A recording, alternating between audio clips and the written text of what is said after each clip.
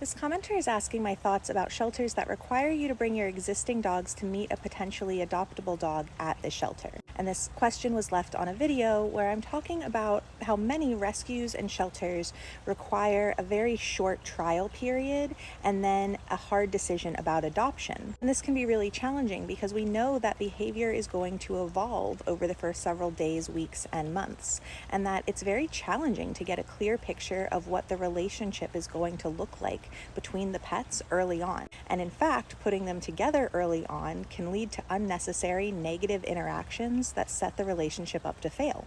Many shelters do require that the potential adopters bring their existing dog to have a meet and greet and see how things go. And I don't think that's necessarily problematic.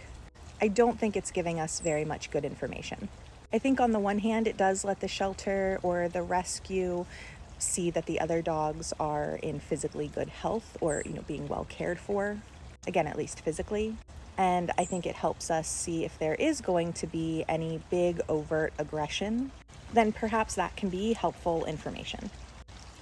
But it's still just a small part of a big picture that really doesn't give us a lot of good data. And the data we do gather has to be taken within context. And taken within context, it doesn't give us a ton of great information about the longevity of the situation. So behavior is contextual.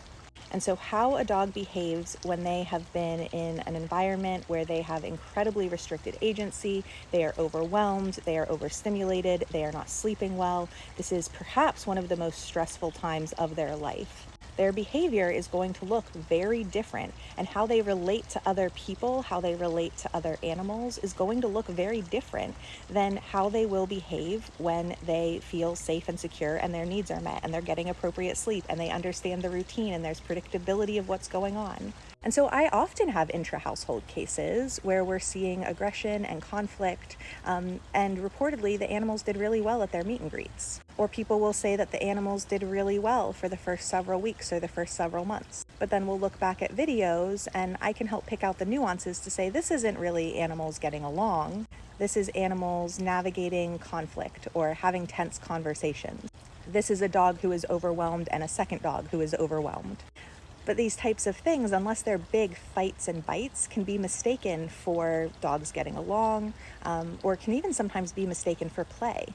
Sometimes people have misguided ideas about communication as well, and so they'll see even some tense conflict and say, oh, that's the dogs working things out. That's the dogs trying to figure out, how they belong in the home, what the rules are. But often this is a precursor to bigger conflict. And the problem is, the more negative interactions the pets have, the worse our prognosis becomes, particularly if they have no positive base to build on.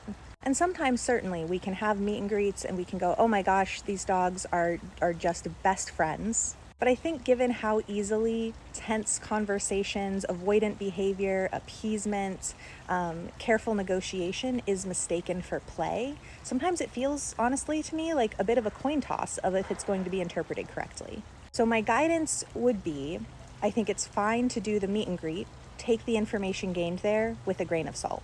And then even if it seems like things went well at that meet and greet, do not take the dogs home and just put them together in the house. Keep them separated, let the new dog decompress over at least a week, but often ideally a couple of weeks. And then take introductions slowly. Make sure everyone's needs are being met, make sure everyone feels safe.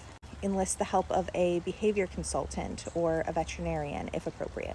It is so much easier to set everyone up for success from the beginning than to find yourself with an intra-household situation where you're trying to work against fights or bites or months of buildup or sometimes years of buildup of negative interactions.